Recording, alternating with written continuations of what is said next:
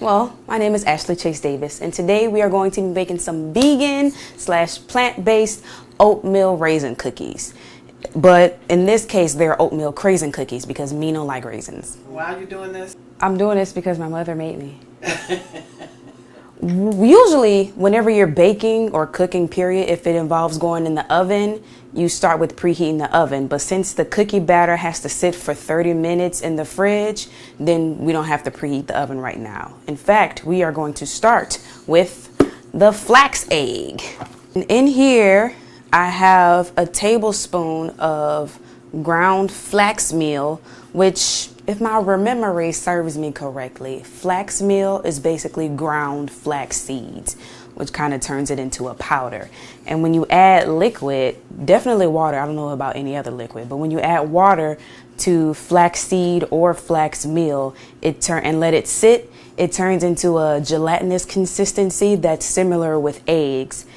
Well, that's similar to the consistency of eggs, and you can use it in a lot of vegan cooking, most specifically vegan baking, because a lot of people will hear substitute the egg for applesauce, which I've done before in a cookie recipe. But this recipe called for a flax egg, so that's what I'm doing right now.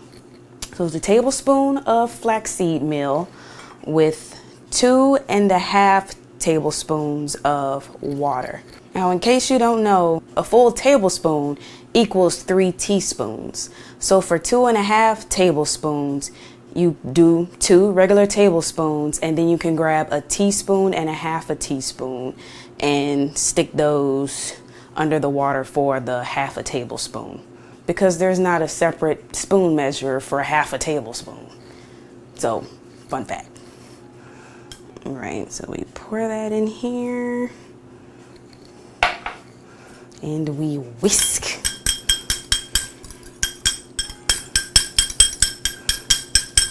And see, right now it's very loose and watery, but once we let it sit for 10 minutes, then it'll have more of a gel-like consistency to it, and it will be ready to go in the batter. Oh, and the water needs to be lukewarm / room temperature. So that's what it's looking like now. I'll put this cap back on it and stick it over to the side. In 10 minutes from now, which will probably be 12:38, then we'll add that to the thingy. Okay, and right now in this plain bowl, I'm going to add a cup of all-purpose flour, a cup of oats. What do they call these things? Whole rolled oats? One of those. Yeah. It's not the instant. It said you can use the instant ones, but I think the preferred method is the whole rolled oats. And then my little spice container here, I have a teaspoon of cinnamon, about 1/2 teaspoon of nutmeg, 1/2 teaspoon of baking soda, and about 1/8 teaspoon of sea salt. And you dump that in there, and you toss it all around.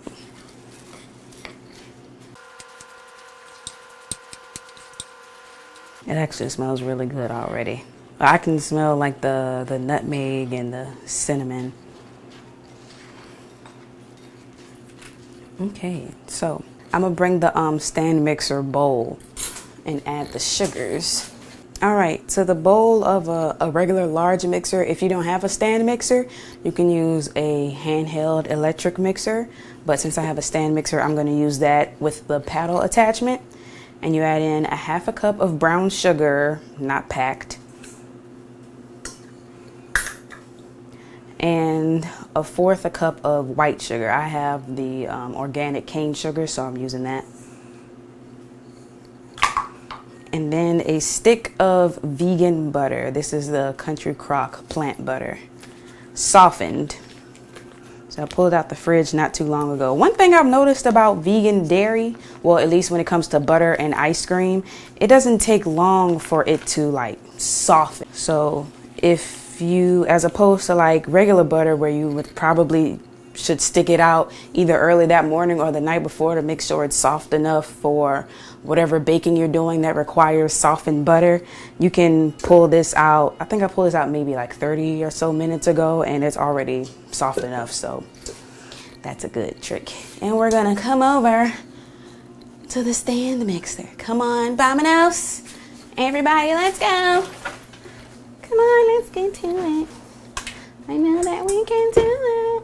And we'll beat this on, they always say high, but they never say what number that is, because all they have right here are numbers. It doesn't say low, medium, high. It just says stir, and then it's from 2 to 10 in even numbers. So I don't know what high is supposed to be. I reckon it's about 4 to 6, but don't quote me. So right now I have it on, I think that's 4. And it looks pretty high. And you wanna beat it until it's light and fluffy and smooth. Like me. And occasionally you need to stop it, because see how it's kind of stuck to the walls right there. So just stop it and scoop it down into the center. And put it off on the paddle.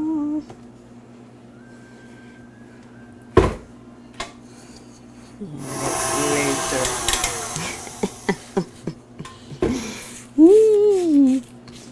I mean, I suppose you could.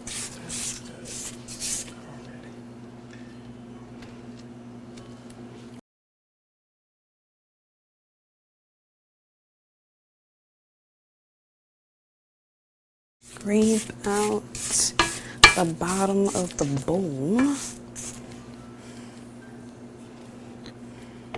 Even a little bit off of the paddle, just to make sure we don't have any unevenly mixed clumps in there. It is at this moment where we add 1 teaspoon of vanilla extract, TSP. If you see TBSP, that's tablespoon. 1 tisp. I usually add a taste more. Fine, good. It does look a bit thicker.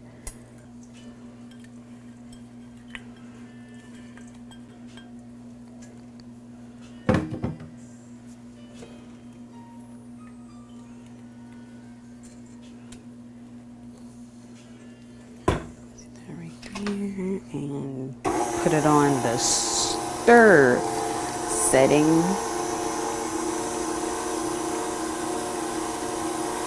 So right now that's the flax egg and the vanilla getting incorporated into the butter and sugar mixture.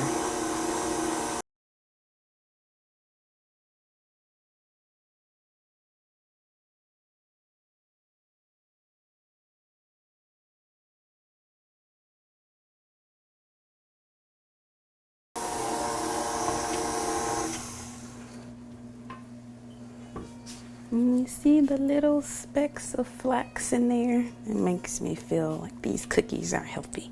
Okay, and now I'm grabbing the flour and oat mixture that we prepared earlier, and we're dumping the whole thing in there.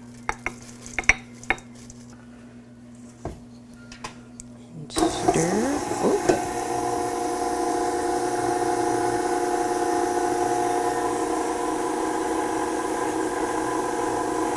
And want that to run on the stir. You can stir it by hand, or you can put it on the stir setting on the mixer. You want it to go until it's combined and looks like cookie dough,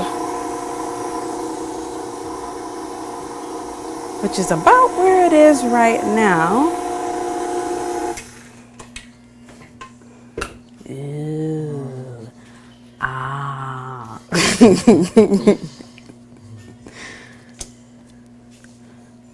Scrape it down from there. And scrape down the sides. Make sure you're scraping down the sides and the bottom, especially if you're using a stand mixer, because the paddle doesn't always get everything, and you want to make sure it's fully incorporated instead of, you know, you got pockets of clumps of butter and flour and stuff, or just oats. So that looks good right there. Now we add the craisins, because again, we know like raisins. This is a half a cup of craisins that I'm dumping in here right now. And you can always change it out. That's the beauty of a lot of these recipes. Since I don't like raisins, I swapped it out for craisins. If you don't like any of those, you can swap it out for a different type of dried fruit that you prefer. Or you can swap it out for chips. Like I love oatmeal chocolate chip cookies. Somebody doesn't like chocolate chips. I'm not gonna say their name. I do the craisins, plus we don't have chocolate chips right now. But you can even add extra ingredients, like you can do oatmeal and white chocolate craisin, or oatmeal and walnut chocolate. The sky is the limit. The only limit is your imagination with these cookies. And put it on the stir setting again to make sure it's fully incorporated. Oh wait. There we go. So now at this point, the cookie dough is done. And like I stated at the beginning of the video, they have to chill in the fridge for 30 minutes. I believe that's so the oats can soak in some of that moisture, so they won't just be hard and brittle while they're baking in the oven. And also so the flavors can mix and mingle and marinate and get to know each other and become besties. You want your ingredients to be besties when you're eating cookies. Go to the light. This is what our cookie dough is looking like right now. Fully mixed together. I'm gonna top it with some aluminum foil and stick it in the fridge for 30 minutes before we bake them. Howdy partner, and welcome back from our brief intermission. Some people can't watch Toy Story. Okay, so the dough has been sitting in the fridge for 30 minutes, and now we are about to bake them in the oven. I already preheated the oven to 350. I did it at around the 11-minute mark. Well, when there was 11 minutes left on the dough, I went ahead and preheated the oven so it's nice and warm now. And this is the wrapping left from the vegan butter that we did earlier, and you want to use that to smear a little bit on your parchment paper so that way the cookies don't stick. And you also want to put a little bit on your hands because, well, one is oddly moisturizing, but also when you scoop up your cookies, you want to roll them into a ball like so, like that. Channeling my inner Tabitha Brown. And I think I'm just gonna bake 6. I want to say this is a 2 tablespoon cookie scooper, because I found myself baking cookies a lot, so it made sense to go ahead and invest in one so that they can all come out the same.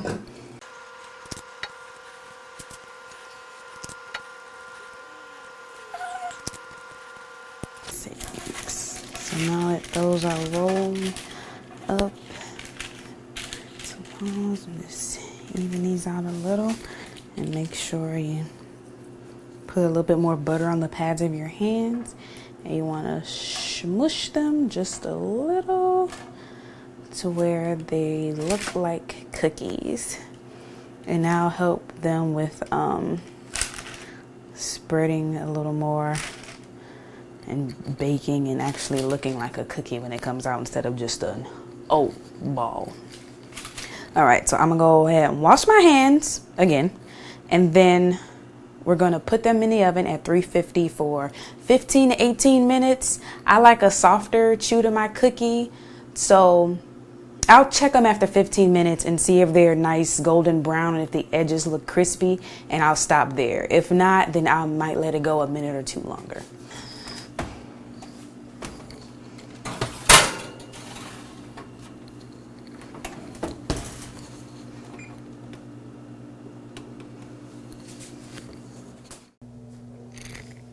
these are what the cookies look like once they're done. I baked them for 15 minutes. Once I checked them when the 15-minute timer went off, they looked just like this, all golden and beautiful. So I went ahead and I took them out and let them cool on the pan for 10 minutes and then transferred them to the wire cooling rack right here so that they can finish cooling off. And now all we gotta do is taste it. Let me see which one is cowling me.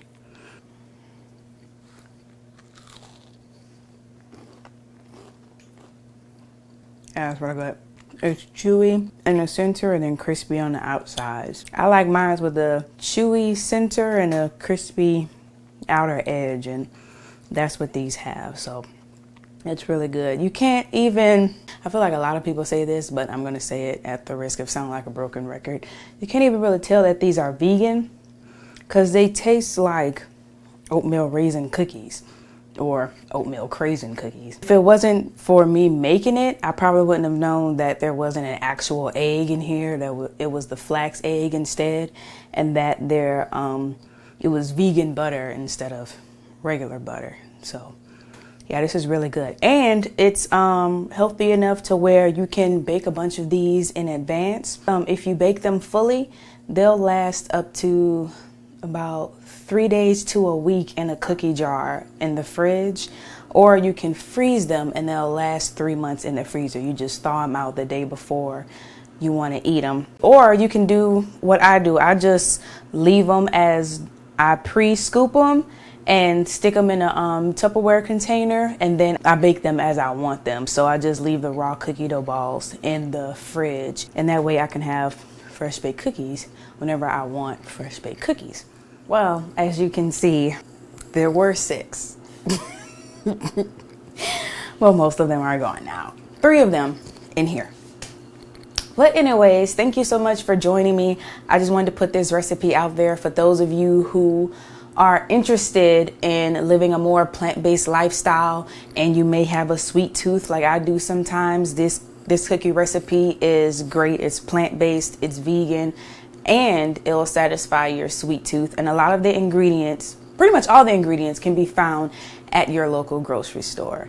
I was freaking out about the flaxseed meal thing, but it was right at my local Kroger. So it's something you could pick up and throw this recipe together and have it ready within 30 to 45 minutes. Thank you so much for joining me, and I'll see you next time.